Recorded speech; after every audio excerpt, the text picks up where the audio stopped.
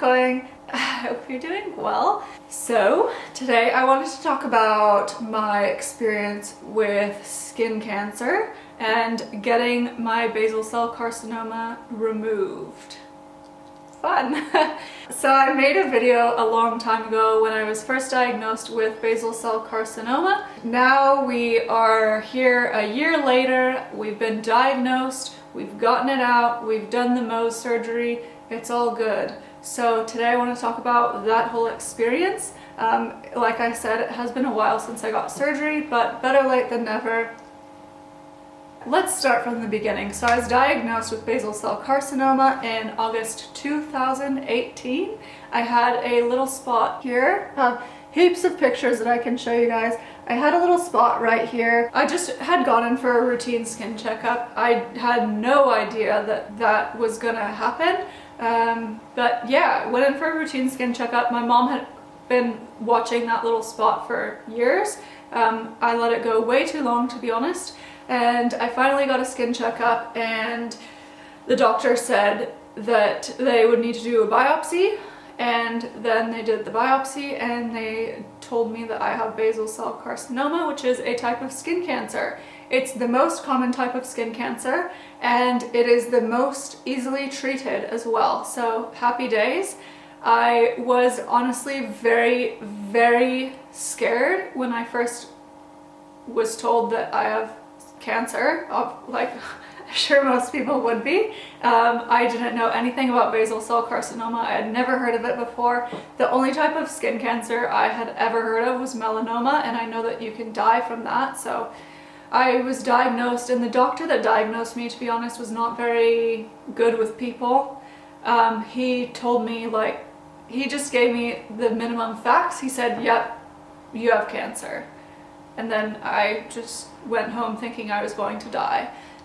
It's a bit dramatic, but that's what happened. So the next doctor I went to see gave me a lot more information. He was much more kind. He told me that you're not going to die from this. It's just a cancer that slowly gets bigger and bigger. If you let it go for a long time, it can get into your bones, and that would be really, really bad. Mine had probably been growing for, to be honest, about 3 years. But at the end of the day, basal cell carcinoma is a type of cancer that you can just get cut out. So it's really not that bad. The longer you leave it, the bigger it will get because it just continuously grows. So after I got diagnosed, I was referred to a surgeon, and then I went to the surgeon. He told me what the process would be like to get it cut out. I was referred from him to another surgeon who does specifically Mohs surgery, which is spelled M-O-H-S, and it's a type of surgery that has a 100% cure rate because what they do is they cut out the cancer and then they can test the edges of what they've cut out while you're still in the hospital, and then they can have an answer within an hour of whether the edges have cancer and they need to cut more or whether you're good to go. So because of the placement of my cancer and how big it wasn't a very straightforward procedure. A lot of people, if they get it caught early enough and it's very small, like the size of a freckle, you can just cut it out and stitch it right up. Mine was not so lucky. I got Mohs surgery, and that was, to be honest, like, I was pretty scared of that surgery.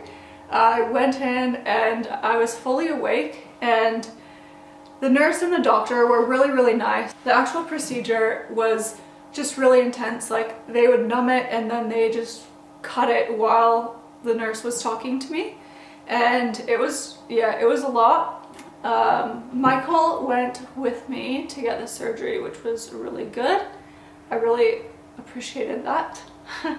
I went in and I'm just gonna drink something. We're back. So I got the first cut with Mohs surgery. It went fine. It's just a bit weird because I could like feel the blood coming down my head. This is why I couldn't make this video like right afterwards. Oh my god, we're not even past the first surgery yet. Okay. Sorry about this. we're back.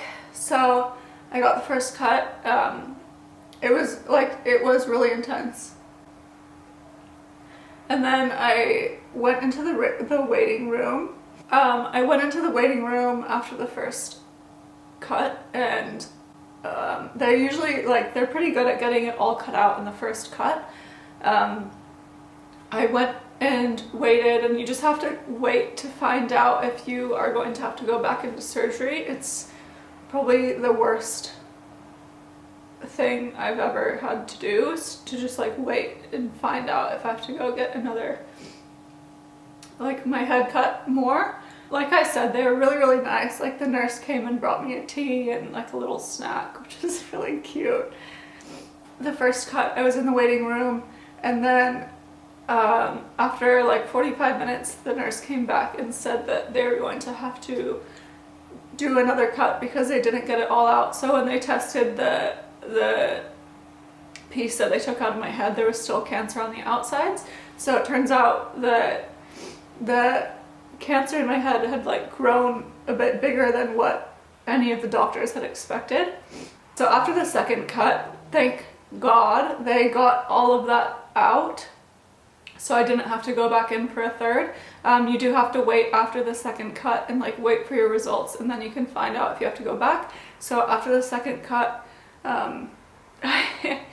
I was told that it was all gone and I didn't have to go back. So at the end of the surgery, at the end of the Mohs surgery, I had about a 5-centimeter hole in my head right here.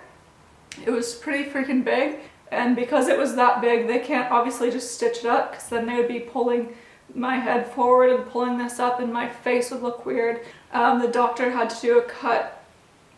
I can show you. So you can see the scar. I don't know how well you can see the scar, but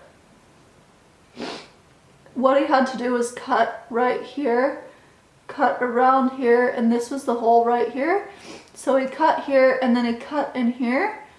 And my hair's a bit dirty, and it's all growing back after the surgery, but he cut in here all the way up here, and I have a cut all the way across my head to about here. So it just goes all the way across my head, and then he must have pulled this up and this back. At first it felt very tight in there because he's pulled it together and stitched it up. For that surgery, it was much easier surgery because I was completely unconscious. They knocked me out completely. I just had to go into the hospital, be admitted. They put the IV in me, and I was out in 2 seconds.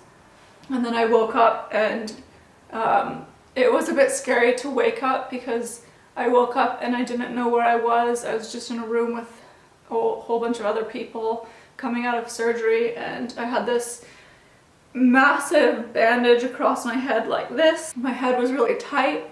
My face was all swollen.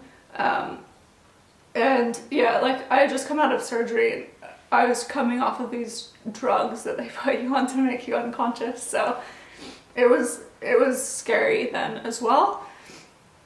But I got, once I woke up and I was fully awake, they brought me into a room where Michael could come see me, and I think I got out of surgery, it was probably 2 o'clock, and I stayed there until they were closing the day surgery, which was about 8 o'clock. The recovery from that was a lot because it was very painful. Obviously, I got my entire head cut open. I still have things to say. Okay. Oh, what a fun video. So, I'm alright. Everything's fine.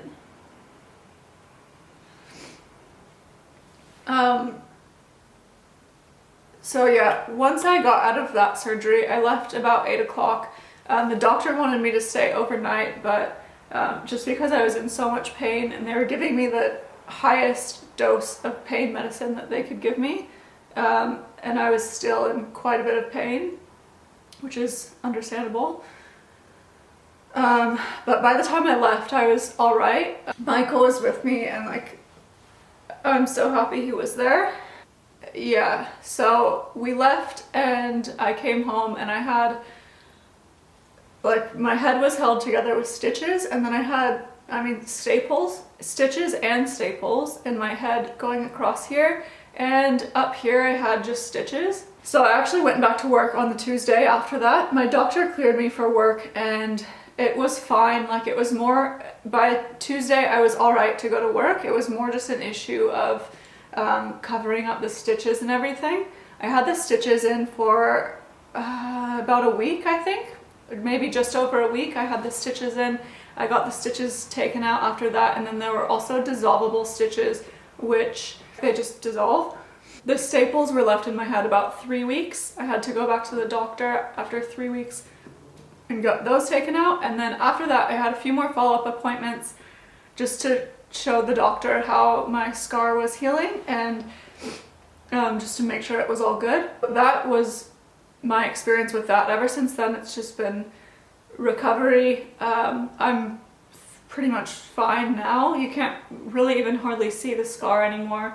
Like, I've shown it a few times, but it's pretty light now. It used to be really, really red. That was my experience with that. Sorry, I lost it a bit in this video, but I guess the point of this video is just to put this information out there. I know when I was diagnosed, like, there's not really very much information that I could find of other people that had gone through this, so I just wanted to share my story and also hopefully encourage you to get your skin checked. If I would have gotten mine checked right when I found that spot, my whole situation would have been a lot easier and a lot less intense. And maybe I could have been one of those people that just got it cut out and stitched up without getting this all cut open. Go get your skin checked. I also have a blog post that goes into more detail of the actual surgeries if you guys want to look at that on my website, and there's photos on there as well. Yeah, so thanks for watching this video. I hope that everyone that watches this is going to make an appointment to get their skin checked after this, and I'll see you in my next one. Thanks for watching. Bye!